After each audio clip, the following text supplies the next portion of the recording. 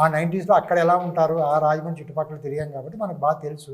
అది same time director అతను కూడా ప్రణయ్ కూడా నెంబర్ అతను రిఫరెన్సెస్ చాలా బాగా చేసుకున్నాడు. ఇది ఇక్కడే కాకుండానే అంత బాగా చేసుకుంటాడంటే అతని డిజైన్స్ బాగా. నీకన్నా క్వశ్చన్ అయితే అదే మా 11 మందిని సెట్లో చూసినప్పుడు ఎప్పుడైనా ఒక రోజు అదే హై వచ్చిన ఫీల్ ఏమైనా ఉందా? నేను ప్రతిరోజు వీళ్ళని చూస్తే ప్రౌడ్గానే ఫీల్ అవుతాను. ఏ రోజైనా నాకు జిమ్లో వెళ్ళు. మీరు ఒకటి చెప్పడం నాకు బాగా గుర్తుంది, క్యారవాన్లో మా అందరినీ చూసి మీకు ఎంత మంచి రూమ్స్ ఇచ్చారు, ఎంత మంచి. నేను చాలా ఎమోషనల్ అయ్యాను యాక్చువల్లీ, నిజంగా సార్. అది బాగా గుర్తు చేసావు. నేను చాలా 3 years వీళ్ళని పట్టుకుని తిరిగాను కదా.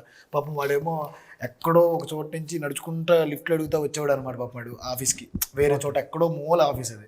మిగతా వాళ్ళందరూ కూడా పాపం వాళ్ళకి తినడానికి ఉండడానికి కూడా పరిస్థితులు ఉండవు. అంటే ఏదో కష్టపడదామని ఎక్కడి నుంచి వచ్చిన వాళ్ళు.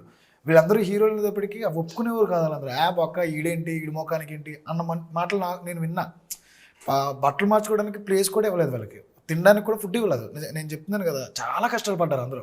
ఎప్పుడైతే నేను ఫస్ట్ డే వచ్చిన తర్వాత ఒక క్యారవాన్ చూసిన తర్వాత నాకు కూడా క్యారవాన్ చూడడం ఫస్ట్ టైం. వీళ్ళందరూ లోపలికి వచ్చిన తర్వాత లోపలికి వచ్చి చిన్న ఎమోషనల్ ఫీల్ వచ్చింది. నా హీరోలకి క్యారవాన్ ఇచ్చారు. మళ్ళీ ఇక్కడి నుంచి నేను సాయంత్రం షూట్ అవ్వగానే ఫస్ట్ వీళ్ళ రూమ్స్ ఎలా ఉన్నాయో చూద్దామని చెప్పి నేను ఒక్కడనే వెళ్ళి మొత్తం అందరు రూమ్ తలుపులు కొట్టి ఈ రూమ్ చూసుకుంటే ఒక ఇద్దరు మంచిగా టవల్ కట్టుకుని డాన్స్ వేసుకుంటా కూర్చోడు. మైక్ రా, మంచి డైలాగ్.